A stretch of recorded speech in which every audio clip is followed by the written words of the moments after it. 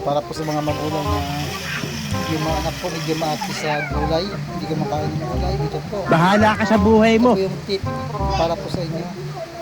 Para kahit hindi po kumakain ng anak nyo, at least makatikim sila ng sabaw ng gulay.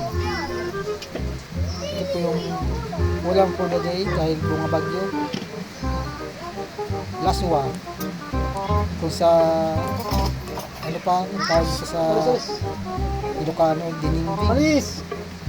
Sa Bisaya is laswa. Hirap. Solohin mo. Hindi kita tutulungan. Ikaw mag-isa. Natin, dati mo na, ilagay natin scrambled na gulay.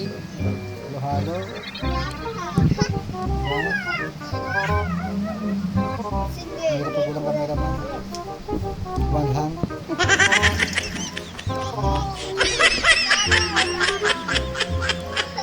Bahala ka sa buhay mo. Ginusto mo yan eh. Nagpasarap eh. Kaya dadamay mo ako sa hirap. Solohin mo. Hindi kita tutulungan. Ikaw mag-isa. Tandaan mo. Ikaw mag-isa maghirap. Ginagawa mo. Kalabasa.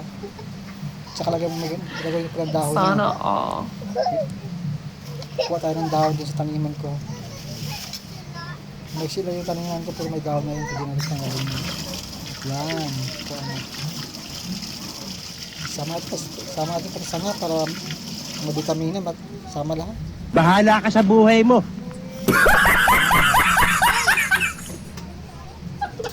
Pwede naman yan. Hindi naman may reklamo yan.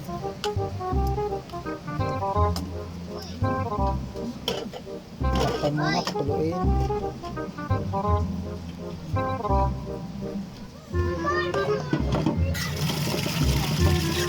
Ito na yung binili kong 20 pesos na tuyo para may lasa.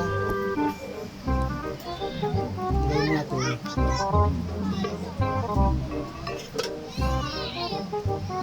Pwede na yan. Kahit 20 pesos lang. Lasa lang naman yan eh. Pampalasa lang. Dahil ang mga anak ko po hindi kumakain ng gulay. Kaya ito po yung style ko. Dito ako ng maraming gulay tapos yung sabaw sa kanila. Walang mga pinakain ko anak ko ng gulay. Isusukan nila pati yung kinain nila kagabi, isukan nila yun. Pagpakain mo ng gulay. Pag pinipilit mo. Ayan. Tingnan natin. Malasa. Sarap. Okay, natin asin. Ayan. Sarap.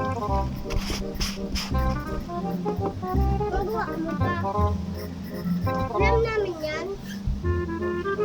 Ang bango. Okay. Ihain na natin. Ang bango talaga. Sarap sa Sana ulam. all. Dahil bumabagyo ngayon. Walang chicken kasi umuulan. Walang chicken kasi umuulan. Umuulan, wala tinang chicken, umuulan. Ang purong gulay.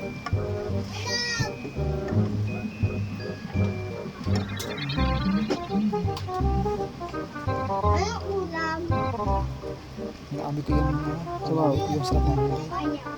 Ang bango. Pero yung mga anak ko bag na yun, nasusuka sila.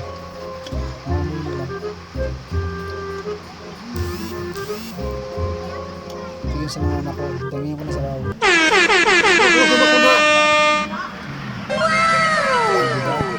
At walang gulay, at least sabaw ang gulay, kakain nila.